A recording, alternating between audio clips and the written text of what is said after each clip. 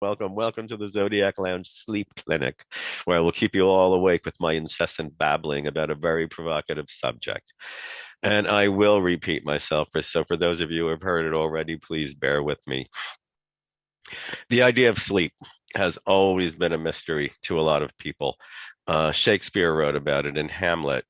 And he portends that to sleep perchance to dream, aye, there's the rub, for in that sleep of death, what dreams may come must give us pause, which continues to support the idea of immortality, where we transcend out of this physical body and this physical life and go into another place in between where we either come back or stay there. And I do believe that eventually that's up to all of us to determine how we're going to do this. So, physical sleep, I do believe that the conscious mind rests. It needs a rest. If you think about everything we go through in the course of our day, if you work, if you have people in your life, unless you're living as a hermit, there's a lot to attend to in the course of a day where your conscious mind is zooming all over the place and doing critical thinking exercises and coming to conclusions and making decisions and choices that will have repercussions in our life. So it takes a lot out of you and it does need a rest. But then the unconscious mind goes like nuts. It takes you everywhere. There are some people who believe that sleep is only your unconscious mind sifting out all the garbage and unnecessary things from your conscious mind, things that you don't need to carry anymore. I don't believe that. I don't believe that for a second. As someone who has been messing with his own, visiting his own unconscious side and also training people to do that, tapping into the 90% of our brain that science tells us we don't use at all. It could be many things. It could be storage, like a zip drive or something like that, that we store all of our experiences, all of our memories, all of our feelings, all of our impulses. It could be many things, but I do think that it is that immortal part of us that lives longer than the body and that goes into those in between spaces. Um, and that is some provocative food for thought. But we do know, I did attend a class at NYU a couple of years ago. It was in the evening. The professor was out of his mind, but the material was excellent. He was more interested in promoting his YouTube videos than he was teaching the class. But the great part about it is that he emailed us PDFs with all the class material. And I was also able to take notes for the 15 minutes of the 2 hours that he actually spent not promoting his YouTube videos and instead talking about the material um, that we were discussing. So it was an ace class. I mean, it was very easy to attend. I would just do like 10 bong hits, get on the subway, go to class, zoom through the class, making fun of everything that I could think of, trying to keep a straight face, but reading the PDFs on my phone on the way home when I was on the subway was amazing. Um, because we have many dreams a night. There might be hundreds of them. The only dreams that we remember are the ones that we either wake up in the middle of or wake up and go back to. And a lot of times we don't have a conscious recollection because according to my Fitbit and my sleep cycles, they were right on the money because they mirrored everything that Frank, my professor, taught us at NYU about the science of dreaming. And that is, we spend um, a lot of time in light sleep. The majority of time is spent in light sleep. There is some deep sleep. There is some REM or rapid eye movement when supposedly that is when we're in the dream state. But if anybody out there has an activity tracker and you have a sleep app on it and you can see your sleep progress, you'll notice that you wake up sometimes 20, 30 times a night for a brief second. And those are the dreams that we wake up in the morning and say, wow, I had this insane dream last night. So it only happens when when we awaken. And I think that we're awake for such a fleeting moment that we're not aware of how many times that happens. There are other dreams that we have. Did anyone out there, you can raise your hand or make a noise, um, have a dream where you woke up and then you just like went right back to sleep and right picked up where you left off in the dream? That's pretty cool. That's an experience about a dream that comes into wakefulness partially and then just decides to go back. But then there's lucid dreaming, which is one of my favorite dreams, because that's when you know you're dreaming and you can do all kinds of really cool things. When you know you're dreaming and you're in a dream and something happens that's disturbing, I mean, I have jumped out of windows and flown in my lucid dreams. I've walked through walls, solid brick walls. When you know you're dreaming, you can do a lot. You can also use it to rectify if there is a person in your dream, and we'll get to who the people in our dreams are in a little while when I get into Jungian interpretation. But in a lucid dream, if there's somebody in there that you know, and you know that you're dreaming, you can actually resolve issues. You can tell people to go fuck themselves if you don't have the nerve to do it in real life.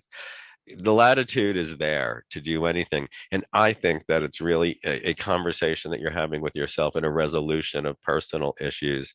Because according to Jung, and we'll get into this later when we're interpreting some individual dreams, every character in your dream is an aspect of yourself. And sometimes the people that are in our lives embody some of our own characteristics, and we either like it or we don't like it. And then sometimes, I hope other people besides me have had this experience. You might be in an altered state in wakefulness and think you're having a lucid dream. This happened to me at a Juicehead Beach Bar in Belmar, New Jersey. There was a big brawl that broke out, and I thought, this can't be real. I mean, this has to be a dream. Of course, it's a dream. And I thought, I got to get the hell out of here because the crowd of like fists, it was like one of those cartoon things, like a big cloud with fists and feet and people flying out and people jumping back in. And it was coming right at me. So I figured, all right, you're just going to jump through that brick wall. And I took a running leap across the room and slammed into this wall, but I didn't go through. I ended up dislocating my shoulder. So please tell me that other people have done this, that other people have had that experience in wakefulness where they thought they were dreaming, because I would hate to think that I'm the only idiot who has done that. But lucid dreams are a great way to tap into your own unconscious. And the reason that they're lucid is because you are in a form of wakefulness. While you're having them, you're almost awake, which is why you remember them and why you can manipulate them. And nightmares, what are nightmares? Same thing. It's our unconscious mind confronting us. We're confronting ourselves with the things that frighten us. And unfortunately, we can get really freaked out about it. But I don't know about anybody else, but when I wake up from a nightmare, I think about what it is. Of course, I'm shaking like a leaf and, terrified about what I experienced. But then I start picking it apart and I find out where the images came from, where the dialogue came from, what's going on in my life or myself. There are things that we really don't know about ourselves. Interesting aside, I just had an experience, or I just realized that there's an entire year and a half of my life that I don't remember. It was at a certain point in a very serious illness, and there was a horrible diagnosis. I actually, oh my God, I can't even say this because I was laughing when my doctor told me. That's how crazy it was. I had leprosy because my autoimmune system really was screwed. And he explained to me that, our ancient ancestors developed an antibody. And that's why nobody in the modern world got it. But when your immune system is that weak, you're open to everything. And then the next thing I remember is about a year and a half, 2 years later, when I was at the Mud and Brick Zodiac Lounge, which was my store on 96th Street. And it wasn't even a store then. I took it as a bomb shelter kind of place to paint all of my pain and fear on canvas so I can get it out of my heart and my mind and didn't have to confront it in my apartment. So there's a whole year and a half of my conscious life that I don't remember. And sometimes some of those experiences will occur in my dream. So it is a way of your unconscious mind gently prodding you to recall things that were so frightening or so horrific that you had to suppress them. And it's almost like having selective or temporary amnesia. Night terrors, on the other hand, are nightmares that you wake up screaming from. And I've had a few of those, and I think a lot of people have too. And what's really interesting, the cause for night terrors is actually physiological. It has to do with low blood sugar. There is a tendency or a trend of hypoglycemia, and that will cause night terrors. So it's really dietary. So always keep a little bit of protein nearby. I used to keep a little jar of raw cashews. That's one of my favorite nuts, but there's a lot of protein in them. And then that will balance out the low blood sugar and also get rid of the night terrors. And then we have prophetic dreams. These are the ones that scientists will insist never happen and refuse to try to figure out because it would completely blow their theory that there isn't anything except what we can see and experience with our five senses. If anyone out there has had a dream that foretold the future, and you'd like to share it, raise your hand in the raise hand feature and we can discuss it because I have had them and they blow me away. Okay, Sarah has her hand raised. I'm going to ask you to unmute and share. So go ahead. Hi, Anthony. It's not Hey, actually me, but it's my dad. okay. My father has always, he thinks that he's kind of like, Saint, Joseph from the Bible kind of thing. Uh-huh. He's very religious. But I remember when I was 6 or 8 years old, Uh-huh. he told me he had a dream about me leaving him behind because Uh-huh. I will be living in a different country. I grew up in the Philippines. Okay. So, and he told me it's like, and once I leave him, I will never go back again. And which kind of happened. And I was like 6 or 8 that time. And at that time I was like 6 or 8, you Hmm. think that, I will never leave my family. It's like, my home is in the Philippines. I never even thought of the United States is, oh my God, it's like outer space to me. Well, it is kind of now. Yeah. But And also he also dreamt about friends of his Mhm. that were still alive, but he dreamt about them passing. Okay. So I remember I had one of his good friends uncle, I call him my uncle. you know he was just hanging out with him, and then he said that, okay, this might be the last time I had a dream about you. This might be the last time I'm gonna have a drink with you. So, you know, let's just Hmm. drink until the dawn. So, and 2 weeks later, he had an accident and he died. Wow. So yeah, and even until now, it's like he would tell me things. Of course, sometimes it scares me that I would just ignore it. Yeah. Yeah, yeah. But yeah, yeah. So that was my father. He's always been like that. Wow. Okay, no, it does happen. I had many years ago, I guess I was waking from a dream.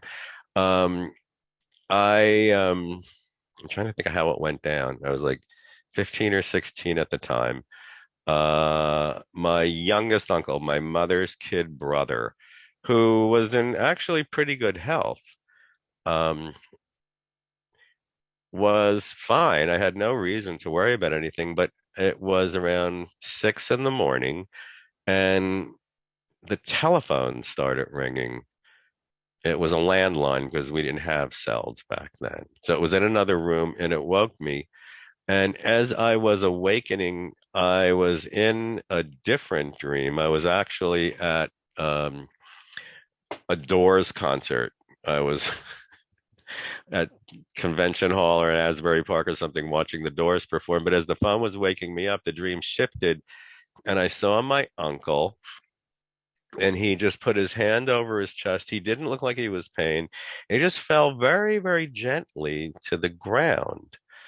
And I noticed, I knew the house he was in front of. It was my friend Frank's girlfriend, Barbara. who lived in Livingston, New Jersey. And I'm like, what the hell is he doing at Barbara's house? And then I woke up and my mother came into my bedroom. And before she could say anything to me, I said, Uncle Pete died in Livingston.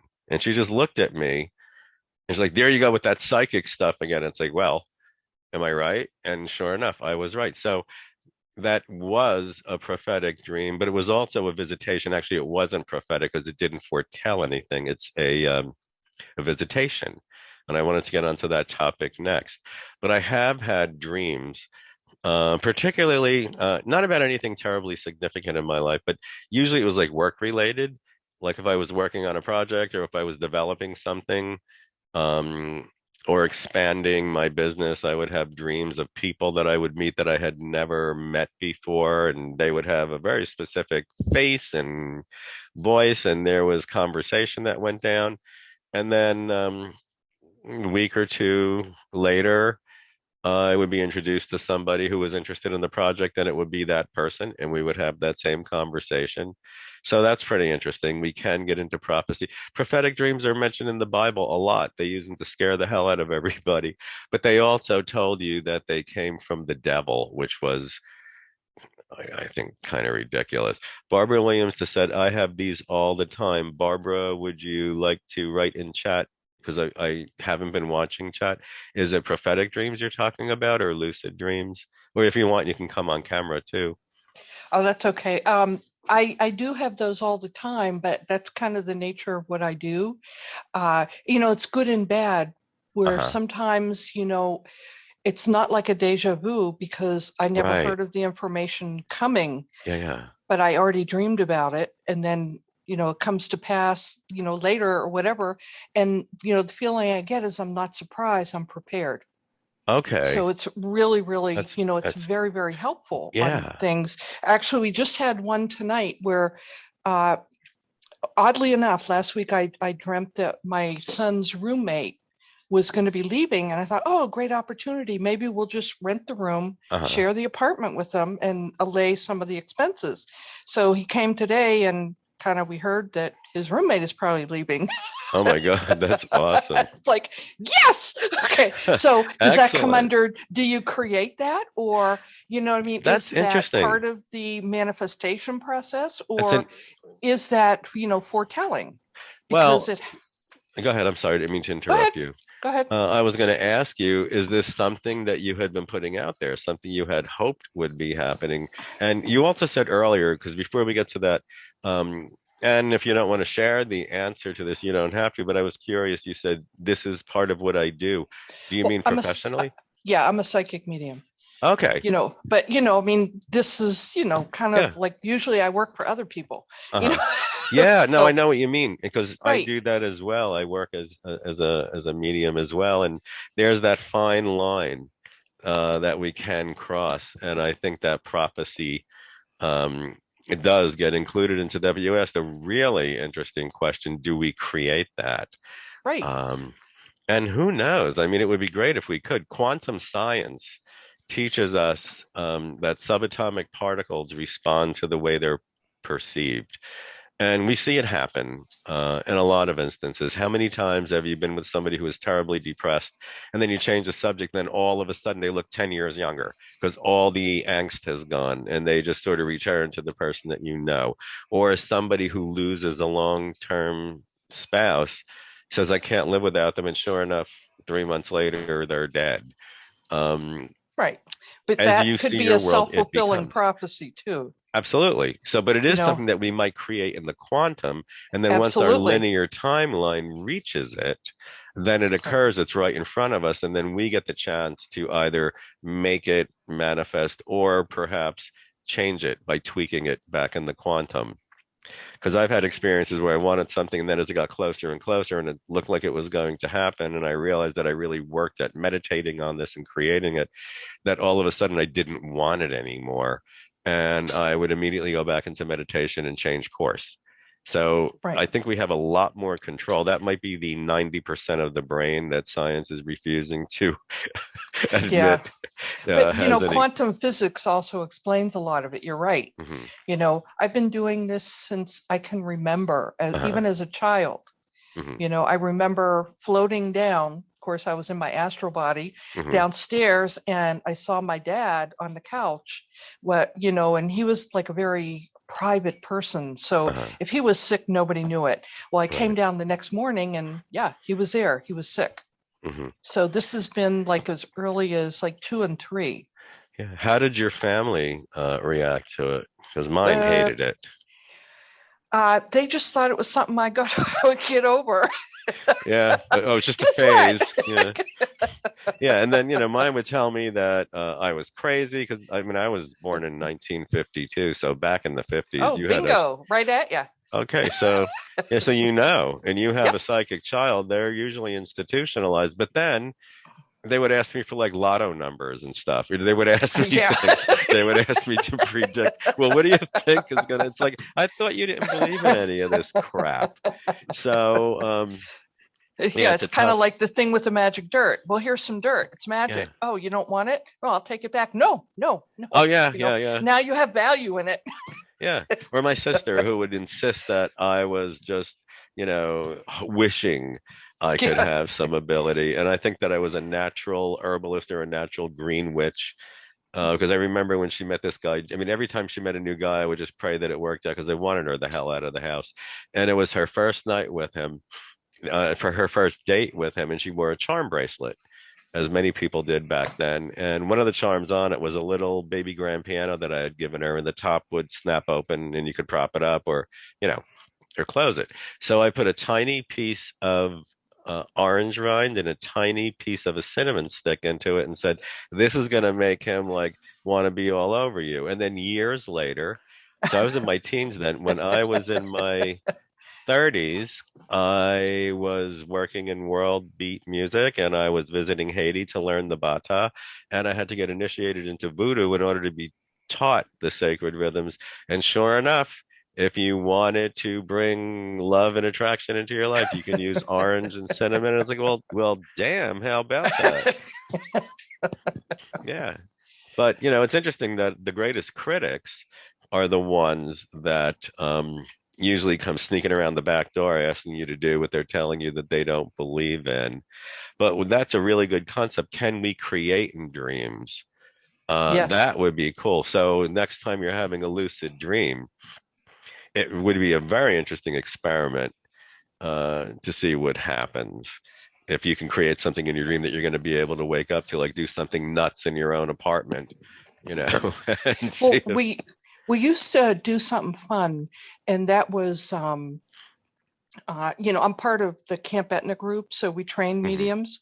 Oh, cool. And we used to do like games. I really love Hmm. games because games is a great way to play to enhance ability. Hmm. So you set up something in your room, and then you have, okay, everybody visit me astrally in my room and tell me what it is that I have. And Yeah. so, everybody it's really great training because Uh, you practice stretching a little bit. absolutely. Absolutely. You know, Staying tethered to the body, but still being able great. to move out there. If you like, you can put the contact info for the group that you work with for the training that you do in case anybody here would like to take advantage of it. I would be fine with that if you're cool with it. You can certainly promote yourself and what you're doing because it sounds like a really interesting way to do this. Right now, I'm currently part of the Lisa Williams one-on-one mentoring for Hmm. platform work, which, as you know, is very different than one-on-one. Yep. It's a whole different animal. I'm a spiritualist medium, so I do platform work. Yeah, and it's so different when you're not focusing Yes. on one client and then their loved ones come in behind them. You have like dead people to take care of. You have living people to take care of. I love You have dead the clock people. to watch. I'm beginning to prefer them to the living. Yes, I yes, am yes, lately. absolutely. Yeah, yeah. I've had it with the living. I've had it with the living. But we should really, actually, you should somehow get your contact info to me. You sound like you might be a fun guest to have on sometime. Uh, So if you feel comfortable doing that, leave it in chat or Okay, how do I we know will. each other? I mean, do we Uh, do we know each other or do we have a mutual friend? I am well, I do Lady Ria's classes, Laurie Okay. Bizarro, Oh, right, right.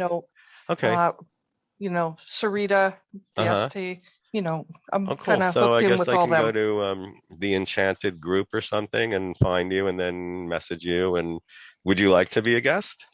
Sure. Cool. You know what? I will leave my name, which is actually my website, so you can get a hold of me. Okay, cool. That would be really fun. That would be fun. Yeah. But now we got to get back to dreams. Okay. So thank you for sharing all that. But that's a really cool idea. Can we create in the dream state and have it manifest in our real life?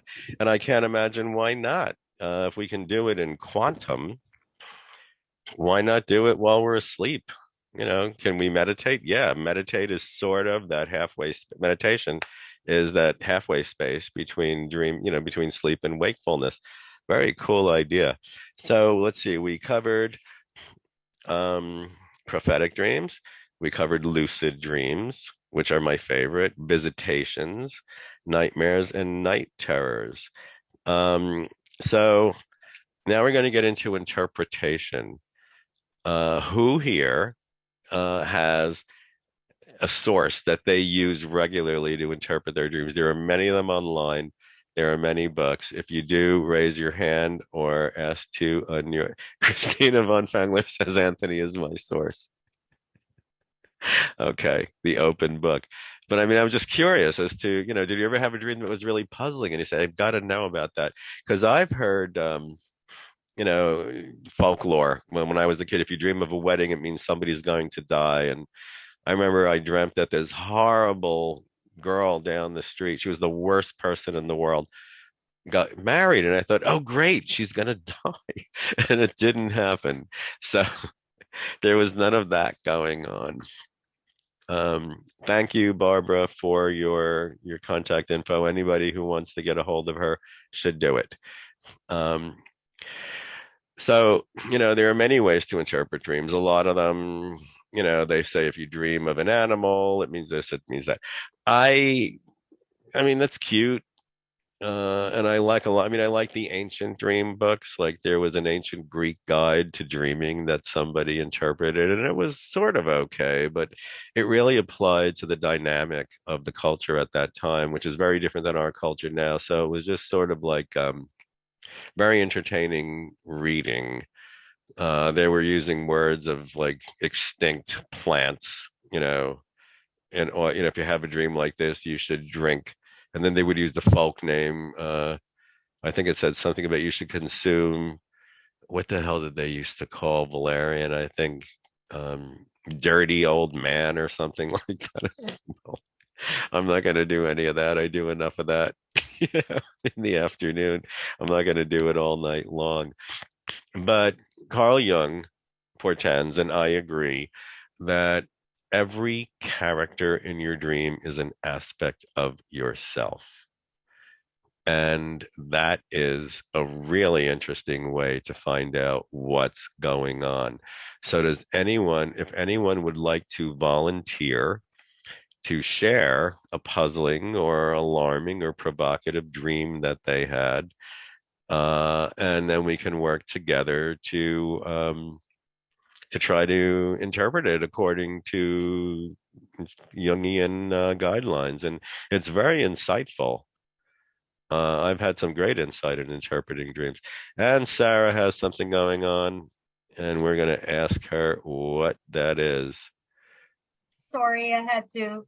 Nah, Could I don't help? be sorry. Yeah.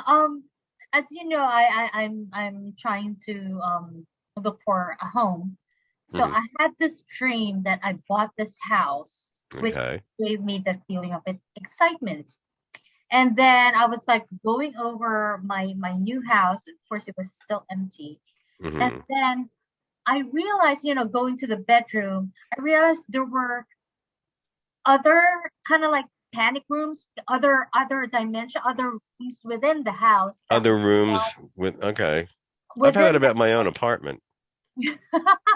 Yeah, it's Yeah. like the other rooms, like hidden rooms Yeah. within the house in the bedroom, and Hmm. I opened the closet and out came another area. And actually, Anthony, you were in one of the rooms there Really? and you were giving me a snide remark. It's like, I don't have time for you. Oh, we talked about that, and that's because you were feeling guilty because No, I was.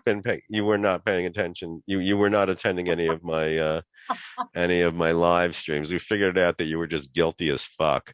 It And wasn't. No. okay, so no, so you know what? Let's take that. Let's take that one thing. I was in your dream, In and one of the rooms that I discovered. But at okay, the same time, it's like the feeling I was excited, but at the same time, I was kind of scared of opening up other closets or other areas because I okay. keep in my mind that there's still going to be other hidden rooms there.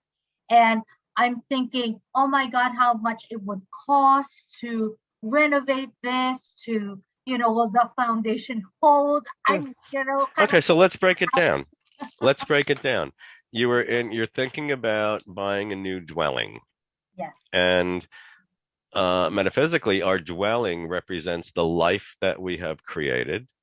Every room is a different chapter of our life. It's our structure. Now you're thinking about buying a new one. You're moving out of what you've created. Because I've known you for a while, and I remember when you first moved into the place you're in now, you had just gotten out of a really unfortunate marriage with a clown. Um, and you were starting out on your own. You became a single mom at that point. So you had a lot of pressure and you've established this very solid home around you. And I remember all the angst. So think about this. Um, you're making another change. You're moving into another house. So a lot of those buttons that triggered you back then, am I going to be able to make it? I remember that you lost a lot of confidence in yourself uh, in that interim period between getting rid of the croc wearing clown and establishing yourself independently with your son. So a lot of that fear has been awakened because now you are electively, as you did then, you electively found the new dwelling. So now we're looking at that, and so the possibilities of what could exist there can be daunting. All the same questions you had in your dream: Can I afford this? Can I renovate it? Will the foundation hold? All so apply that. Will my foundation, will my strength prevail if I do this? Am I biting off more than I can chew?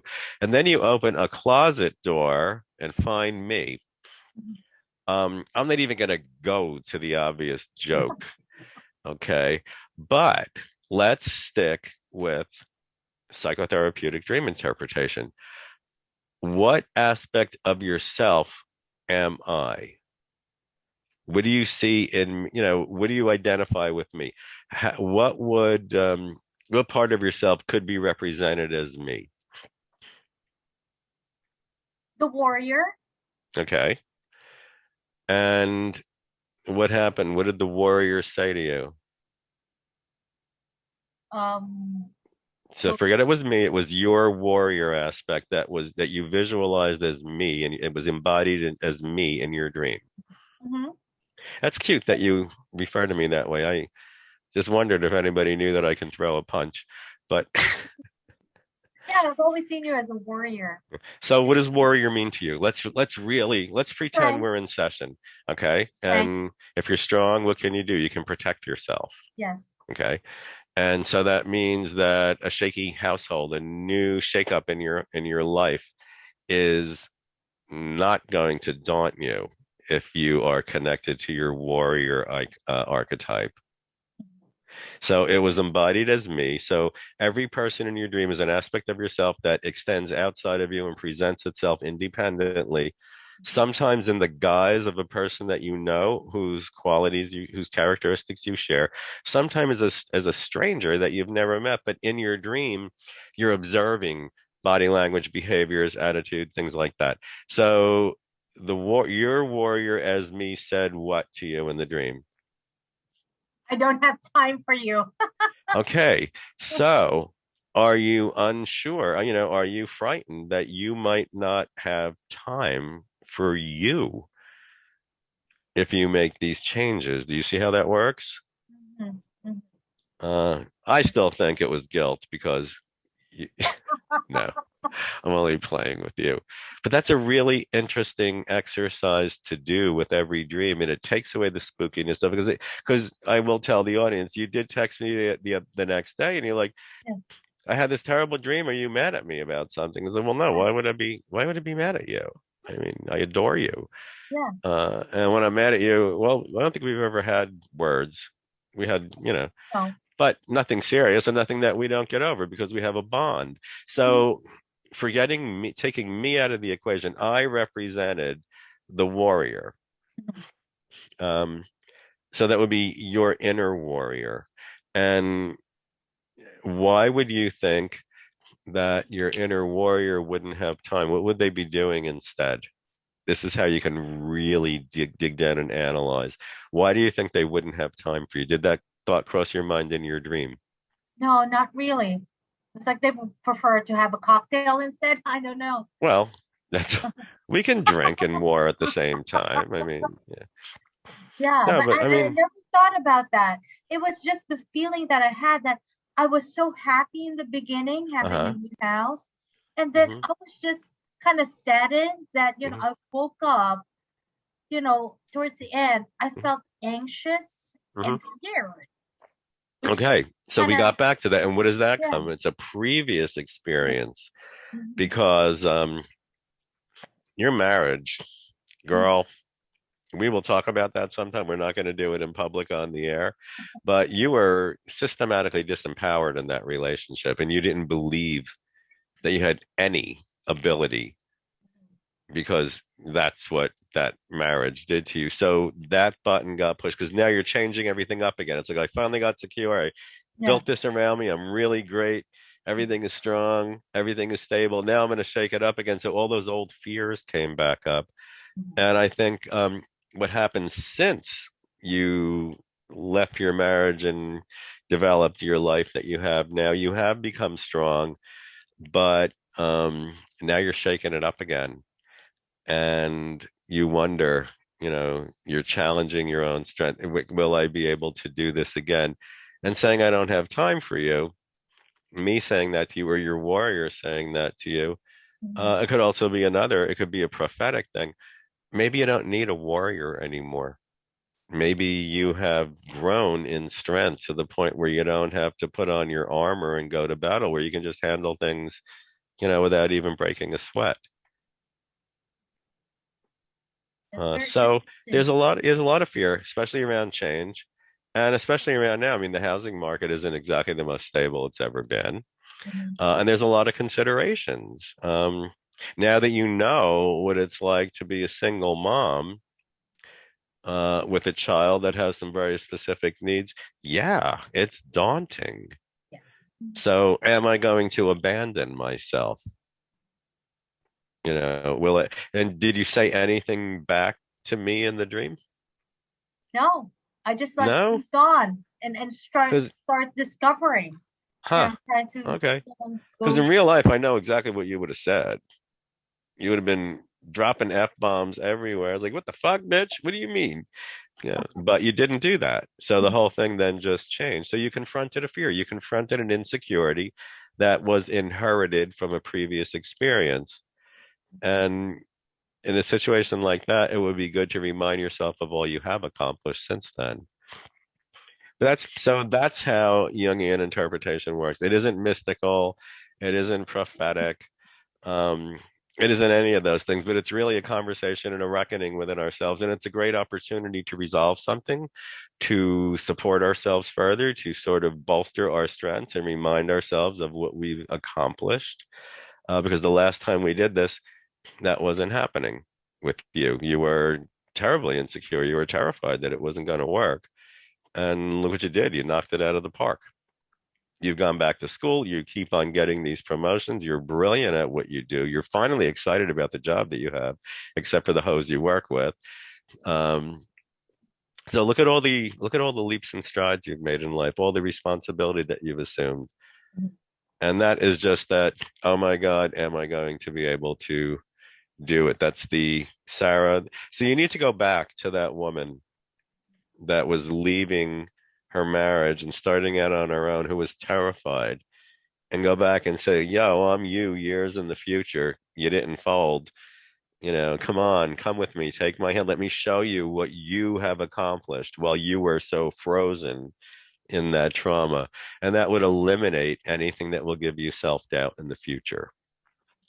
So I'm going to have to meet you, but thank you for sharing Okay, that. thank you. Does anybody else feel like sharing some of their dreams?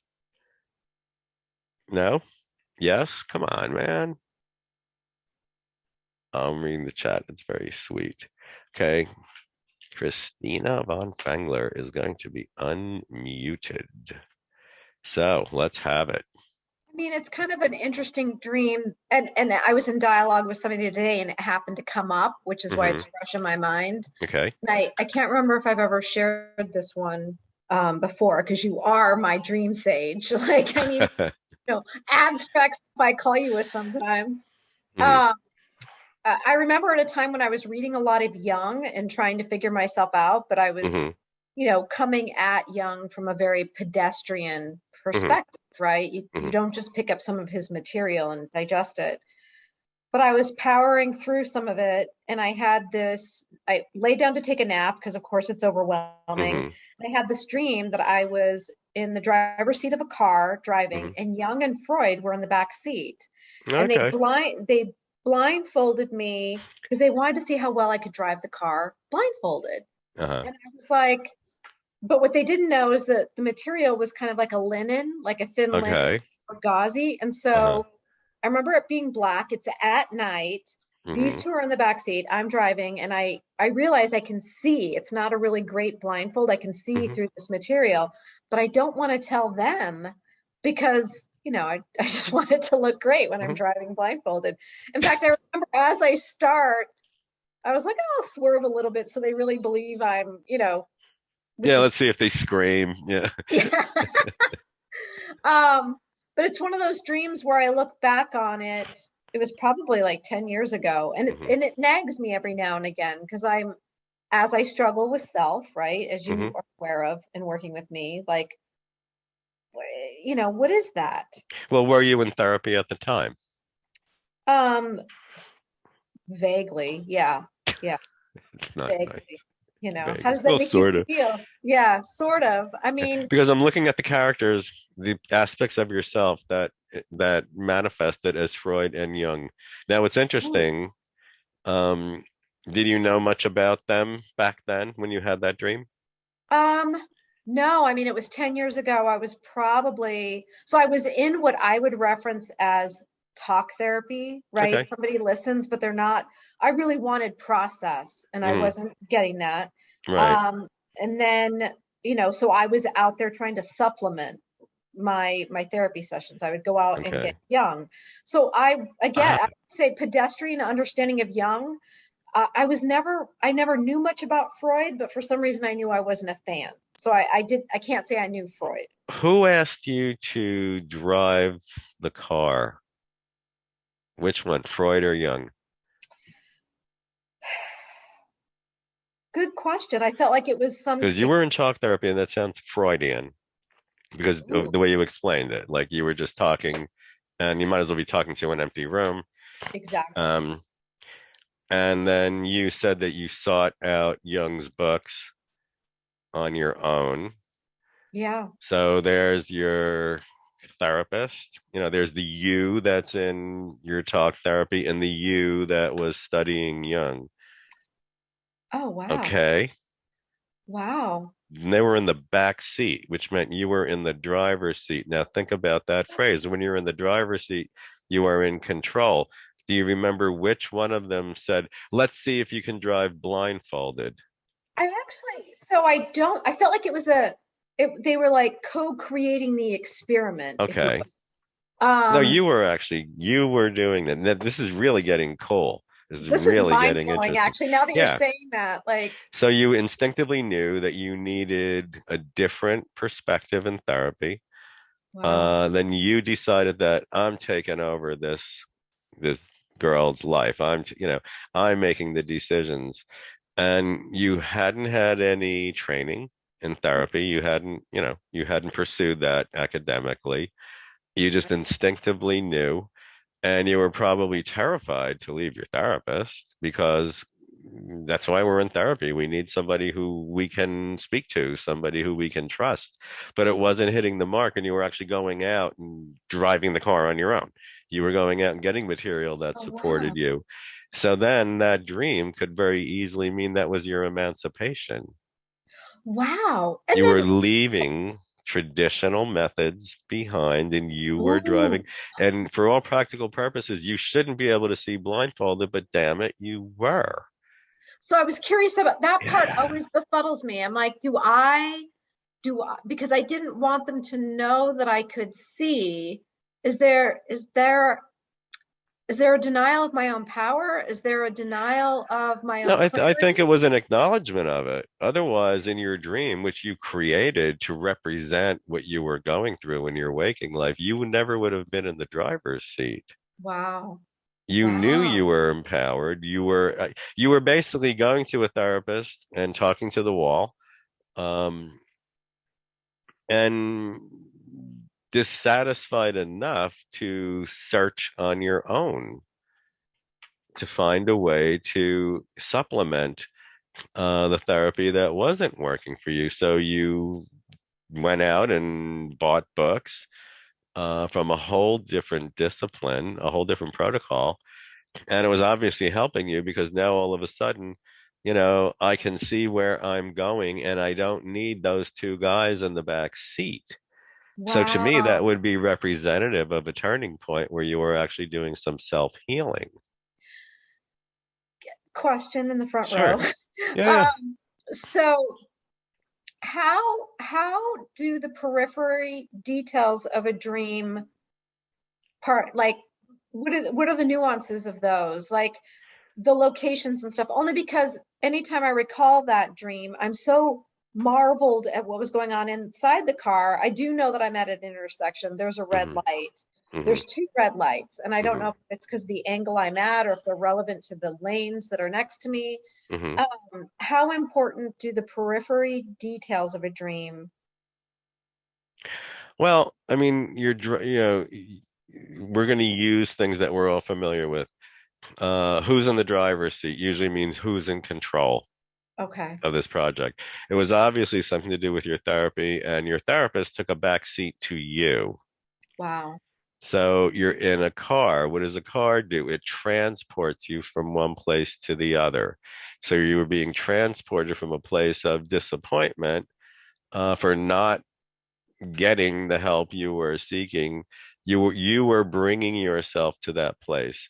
Um, if the scenario around you, did it impress you, or did you just know that you were somewhere? I mean, what about the ride? Tell me about the drive, because all these things are pertinent. They're all symbolic. Oh, I mean, They this all have ties to in. do with. Go ahead. What's powerful about this is it ties into our therapy from like, so I had Okay. the dream probably 10 years ago, but Uh-huh. it was Papa's car, Okay. Grandpa's car. Like when I am And back in that he thing, was your first protector. yeah.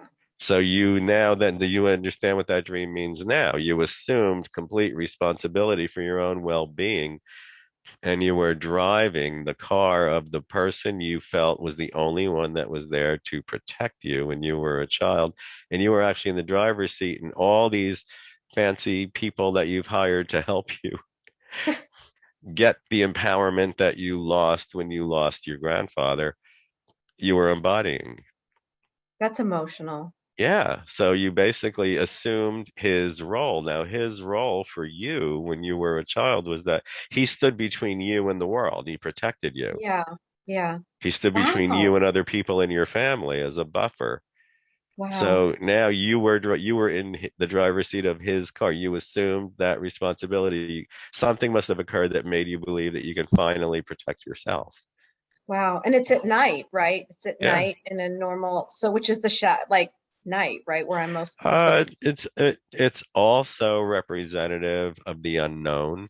It is Oh, unknown territory. I mean, whenever I've left therapists in the past, and you always feel like, am I leaving my protection? Am I strong Yeah. enough to do this? Yeah. Yeah. Yeah. And you're simultaneously, you just can't wait to get out and stand on your own, to achieve wellness. Wow. So the nighttime is the dark, the shadow, the unknown. I don't know where I'm going, but you had no trouble seeing the road, even if you only saw a few feet in front of you, and you didn't drive off a cliff.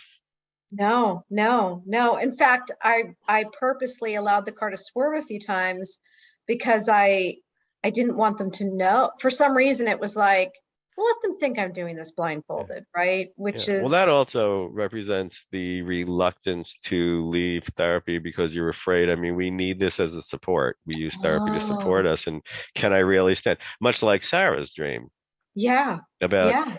do I have, the strength to do this? Do I have the wherewithal to do this?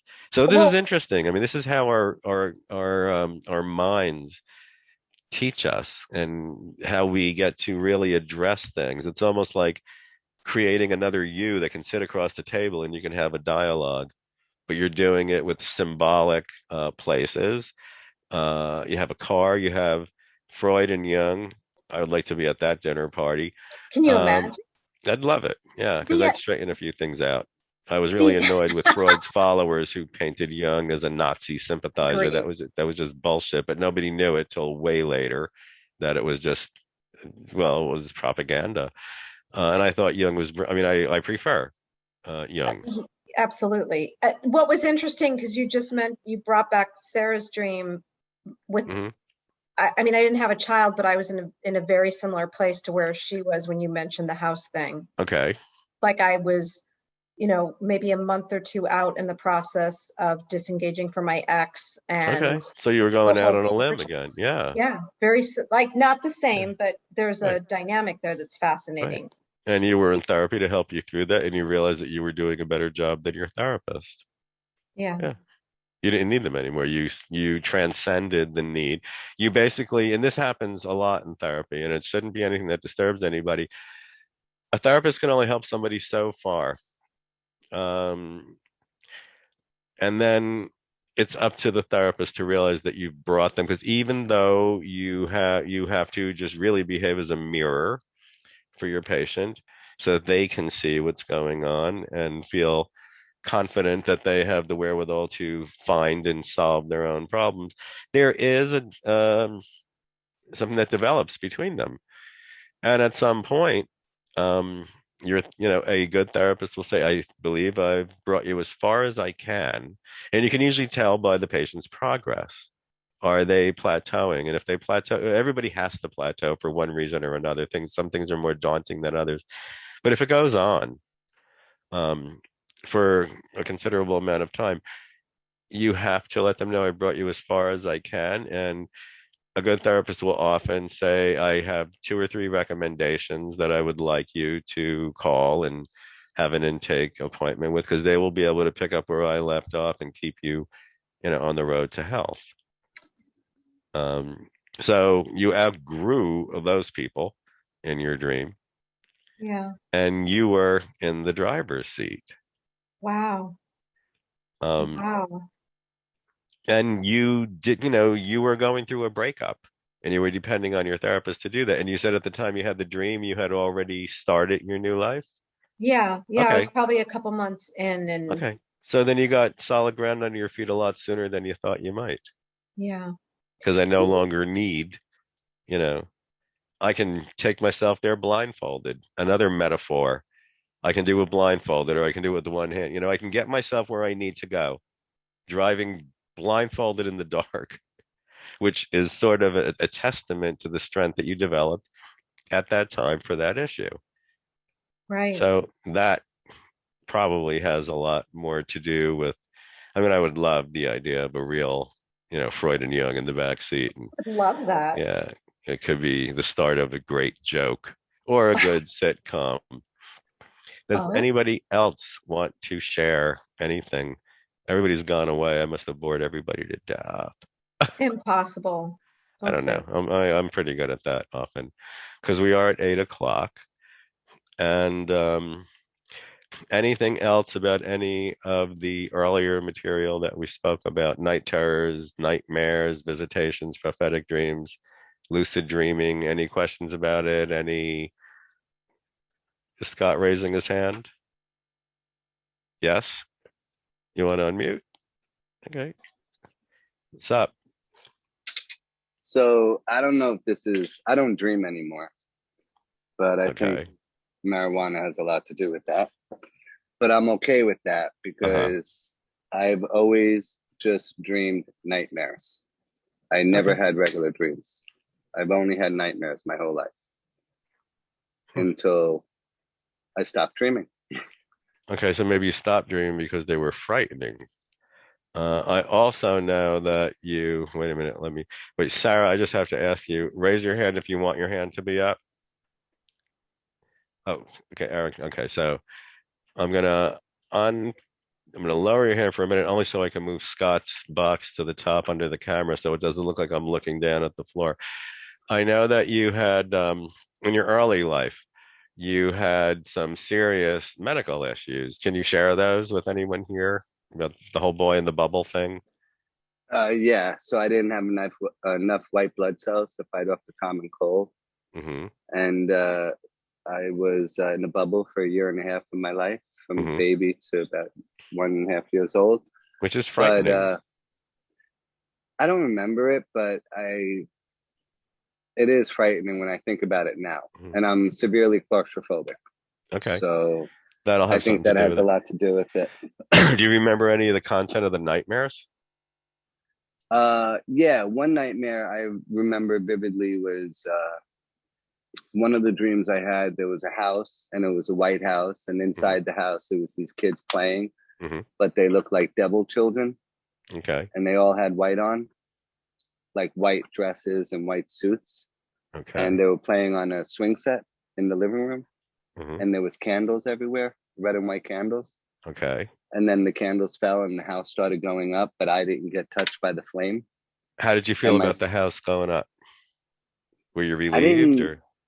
I was, but then I Mhm. noticed my sister was in the house. Okay. So I ran to try to save her. Uh-huh. And then every time I was going to save her, the fire would move away from me and attack her. Oh, wow. Did she have any medical issues No. as a child? Okay. Because if you think about it, um, what were the nurses and the doctors and everybody wearing when you were a baby at the time you don't remember? Because I'm Oh, going by the description of the people. wow. I never thought of Okay. it like that. And you could have been terrified. I mean, you don't remember because it was such a painful experience that you had to suppress it. And I'm not going to suggest that you try to dig it out because that could be really traumatic. But I mean, let's just touch it on the surface. So the characters in your dream could have very easily, it could be those memories coming back to show themselves to you. Now, if you Interesting. don't remember the experience and you were just born for the first year and a half of your life, you don't know what it felt like if something touched you. It could have felt burning. I mean, there's a lot of reasons for those details to be in those dreams. Interesting. Yeah. And is your sister older or younger than you? Older. I'm the baby. Okay, of course. Beautiful baby. Mm. So I would suspect that that dream that you remember so vividly probably has something to do with that traumatic experience. Interesting. Yeah. Very spot on. And I never thought about the white outfits being the nurses and the Yeah. doctors. That's crazy. Yeah, because when every detail matters, but it's so symbolic. And you were probably terrified of them because you knew, I mean, babies know instinctively they can smell their mother. It's like animals can smell their children. If you pick up kittens before they're weaned, there's a very good chance they could be abandoned because the mother smells a human on them. Or animals know how to find their kin. They're young. And then Yeah, here we are, we're surrounded by these people that aren't. So we're afraid of them or just totally. not Makes sure. total sense. Right. And then I don't know what kind of treatment you were getting. I mean, I was at a place once with a medication that was so toxic that when it mixed with my own blood chemistry, I was getting chemical burns from the inside out. So Mm, whatever kind of treatment you were getting might have been physically painful and had a burning sensation. I probably did. I was getting Yeah. shots of this drug called glucose glycans or something like that. It was Uh-huh. really like top chart medicine Yeah, type and it stuff. probably hurt like hell. Not to mention the Maybe. fear and then being around these people, devil children. Devil is somebody that we're taught to be afraid of, the enemy. In- Interesting. Yeah, and they were playing, they were Totally. having a good time. So they were probably just doing their job and bullshitting with each other. Well, I thought they were regular kids until they turned around and looked at me and smiled. And I saw the red eyes and the fang teeth. Right, but they smiled. And I wasn't scared, but Mhm. like it was just nerve Yeah, wracking, you know? you knew Like that I it knew I wasn't was, right. yeah, I knew it wasn't right. Uh-huh. Well, And I that knew might I was be, protected, yeah. but And you were, because I'm sure that when your folks came to visit you in the hospital, you were able to sense that they were there. yeah, and I know my mom was there every minute. She told Uh-huh. me she was there for the Yeah. whole year and a half. But then all those other people that were smiling and talking and having a good time, you know, and they were I wasn't frightening able because they to have weren't. it As a with them. child, you don't know. All you want is what you're familiar with. You were grown inside of your mother. You know her scent, you know her vibe, you know her aura, you know all those things. And here's these other people that were just really kind of having fun and they were all around you, but they weren't. And as a infant, you're terrified because like who the hell are they? Amazing. Thank All you right, for that. no problem. I think that might, think about that. See Oh, how that totally makes fits. total sense. Like it makes more sense now that you're explaining it like this than, Yeah, me thinking I was an outsider or, right. evil was trying to get me. Yeah, or going to some gypsy on the boardwalk who's going to tell you that it's the family curse and you need to give her 25K to remove it. Exactly. That's what I'm telling you. Jungian dream interpretation is like on the money, and it takes us into almost a dream state because everything is so symbolic. It's almost a fantasy. Interesting. Well, So thank you. I'm glad you're out of the bubble, and thank you for sharing that. Now we got Big Boy gonna unmute. Hi, Anthony. Yo, Eric, what's up? So I have a lot of dreams about like haunted places, haunted houses. Hmm. And what's funny is like a lot of times, even though I hate cops, I kind of imagine that I'm in the haunted house, like chasing down the murderer or whatever else. It's really strange. Okay. Early life experiences. Was there anything that would make your early life feel that you might be living in a haunted house? I mean, I can look at mine and I could imagine that I was raised in a clown school, or or someplace horrible. So if you had trauma in your early life, Yeah, I it's going kind to be the of was same kind raised of in fear. I was raised in a running with scissors type of household. If you read Okay. the book. Okay. So when you think about home, early home, there you go. It's something frightening, and you're chasing down the bad guys, you said? Yeah. Like serial killers, for example, like going into this basement, Mm-hmm. basically set up like a mortician's area, and you can Mm-hmm. actually smell everything being nasty. Yeah, like the Hostel movies, you mean? Yeah, kind of, but everything was like decomposed. Like it was like go Yike. through it, I was like, yuck, like what is this? Okay. Well, you left what sounds like a traumatic childhood and an unsafe childhood behind. It sounds like you may have. I don't want to ask you because it's your personal business. Um,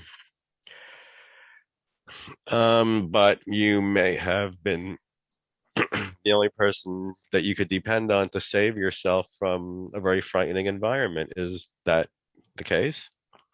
Quite possibly. I've always had to kind of push the envelope. Because I know that you've shared some stories with me. Oh yeah. Um, and it's like at one point you just said, "Sayonara, I'm out." Hmm. I mean, I did the same. So that would represent you, the character chasing down, getting the bad guys. Okay, so it's kind of escaping then and Yeah. resolving. So you actually slayed your own dragons in an environment that was terrifying. Hmm. That's very interesting. Yeah, and then start thinking about other characters in the dream, and do they have any of your own characteristics? Because usually, well, not usually, every other person, if you have I don't mean just like fleeting people running around. I mean, somebody who has a significant role, somebody you might have a conversation with or know something about, or some kind of communicative interaction. That would be the person to see what part of your character is represented by that whole person. That sounds interesting. They were part of your experience. Um, and, you know, I'd trust you to chase down anybody coming after me, except for that guy in Montclair that Angela and I had to jump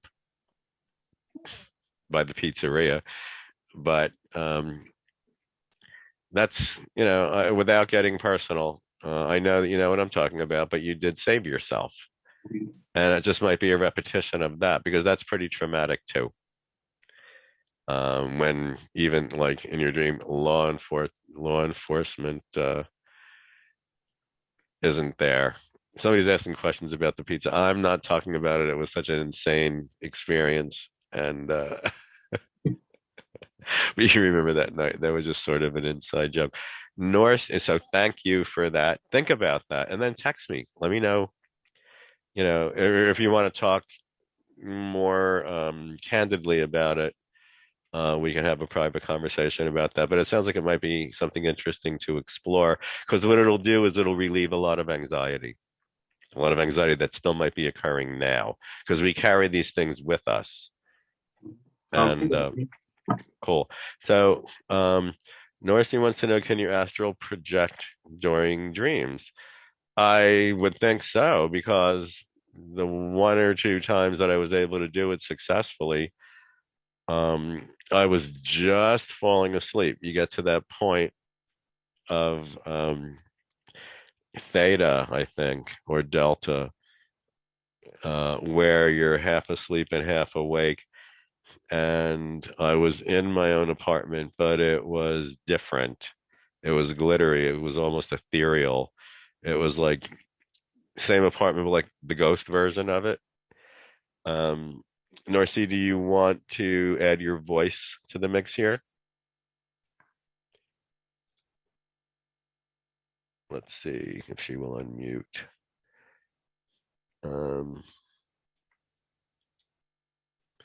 So we'll see what's happening with that. So yes, I do believe you can. I think you have to be, or at least close to sleep when you're working with astral projection, and that's something that's really kind of hard to get a handle on. Um, in the chicken coop, I love it. Raising chickens, very cool. If you can see the dust on top of high surfaces, you were probably astral projecting. Very good observation. I saw people from another time marching through my kitchen. They were this little Egyptian army. They were cute as hell, but teeny, cute little things. Very cute little things. So, you know, I did it in the way that I aligned myself perfectly north and south. Um, And then I finally managed to get it because every time I almost got there, I tried getting up, but I found that I had to roll out of my body.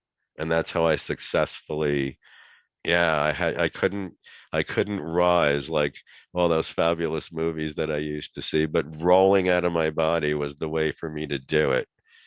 And then I had those experiences. Um, Barbara, I'm going to ask you to come back on.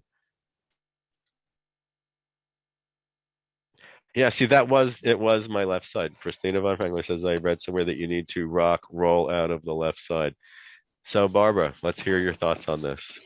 Well, generally, if you are able to see like different areas of your room from a different perspective, generally you're astral projecting because you think about it. Unless you are photographing and you get those different angles, there's no way you would know. Right. I mean, even to the point of where, you know, when you're astral projecting, you can see, say, like you threw something on top of a really high closet or in a little crevice, you'd be able to see that. How else would you be able to see that? It's a whole different perspective. Okay. Have you done it? Have you worked with astral projection? I work a lot in the astral plane and liminal planes. Okay. Did your surroundings look similar but there, like my apartment looked almost like I was looking at it through a camera lens that had a lot of starbursts. It was almost like very glittery. There was something going on with the light that doesn't happen in real life. That's cool. Also, you had an experience where you did a past life. I don't know that it was a past life. It could have been a Or, collision of time. or a concurrent life, as I like to put Right. it. Yeah. Right. I never Correct. thought about that. It's just that Yeah. I was studying a lot of Egyptian magical papyri at the time, so I was completely immersed in that philosophy. And I thought that might have been like a time collision where, because of where I was going with it, that it was actually occurring in real time, but I had to get out of my body in order for it to happen. I really don't know. It only happened once. I wanted it to happen again, and it hasn't. Huh. And it was actually kind of jarring. Um, because as far as, what you're explaining, if you can see the dust on top of high surfaces, well, I have a fear of heights. So, I do too, which is why, but in the astral plane, you don't. okay. Okay. And that's significant when you think about Hmm. it, because normally you would have that fear, even on a step ladder. I don't go on Uh-huh. step ladders, Yeah. but yet I can astral project Yeah. and fly over places and Okay. not have that fear I'll have to of, try that because I have of 12-foot ceilings and I mean, if I'm going to change the bulbs in my chandelier, I need a couple of shots of Jack and then yeah. I can climb the ladder. Yeah. But God forbid it wears off, Mm. and then I have to like, whimper. So I usually bring like a little, Well, I don't think you'd be able to astrally do that. no, but I'm saying in real life, I'm terrified of heights. Right. Yeah, me too. I get it. But And that's what's significantly different. You okay. won't be in that plane. I would love to have you come on some night as a guest and no, really, and discuss all these things. I would really love that. I hope I'm going to take your info. I'm going to hound you. Okay. Yeah, as long as I don't get a lot of readings. I'm not really into readings. I'm No, into sharing information. yeah, That's uh, what I'm about. yeah. I'm talking, I like interviews. If you want to do a demo, that's up to you, but it's really about this kind of information and also interacting, with people in the audience that will have questions about this. I think that could be fun. And Yeah, fun. okay, That's the great. key. So why don't we do that? I'm actually copying and pasting your info and then what the hell happened to there it is. And then I'm gonna get a hold of you and we're gonna talk about this and then have a prep conversation and just make it happen because you sound like a very interesting person. And I think that the topics that we're touching on um, would be of Could be, interest to a lot of people. I think it'd be fun. Yeah, yeah. And it's also a great way to promote yourself as well. So I'm going to mute you, and we're going to talk very, very soon about all this. And Christina von Fangler thinks that it would be a cool session with the two of us. So that's great. We're going to have to do it now. iPhone, who I believe is Scott, said, very cool. Okay. And Norcy is probably, poor thing, is running back and forth between the house and the chicken coop. Time difference. And you're welcome for you're welcome. She says, thank you for the answer. You're very welcome. Um, Norcy lives in the Southwest and an amazing part of the desert and raises some animals and just has an incredible thing going on, but it's also 3 hours difference time from New York. So it's really only 6:19 there. And I give you credit, Norcy, for even attending because I would never be doing that at that hour. I would have to catch the YouTube mix of it. So with that, we're 20 minutes past, but I'm really glad that we discussed this. I'm looking forward to actually seeing the replays. I think there was a lot of interesting things that we talked about. And please, guys, think about these things, apply them, the way of interpreting your dreams instead of using a dream book or something like that. Use the method that we discussed. Next week, my guest is going to be an amazing medium that I am in class with. Her name is Mayumi Corelli. She's one of the nicest people you'll ever meet and a very, very talented medium. So she has a lot to say, and it's going to be really a lot of fun getting to know her because we don't know each other very well. We know each other and we've had some interaction. And I think we like each other because she has a great demeanor, but she's one of my fellow students in the Lisa Williams development group. And we've both done our shticks, where we've done our demos and platform mediumship. And I think you're going to love Mayumi. So please tune in next week, 7 o'clock. Meet her, hang out with us. It should be a lot of fun. And we're going to be adding Barbara Williams to the mix. The 23rd, I am not going to be on the air because that is the monthly training night for the Lisa Williams School. And that's going to take a lot out of me. And also, it would have been Christian's birthday. So I have no idea what kind of shape I'm going to be in. But I think what I'm going to do is after my training, I'm going to go to our favorite restaurant, bring one of his diaries with me, and treat myself to a meal that we used to share on our birthdays and spend it with him, reading about him. So thank you all for coming. This was really fun. I love that the transition from Crowdcast to Zoom is now it just seems to be transitioning nicely because we almost lost everyone when we transitioned out of Crowdcast and onto Zoom, and it looks like a little bit we're picking up some momentum. So thank you all. Let me find, okay, there it is. That's how I end. And I'll be speaking to many of you very soon. Thank you. Have a good week. See you next week.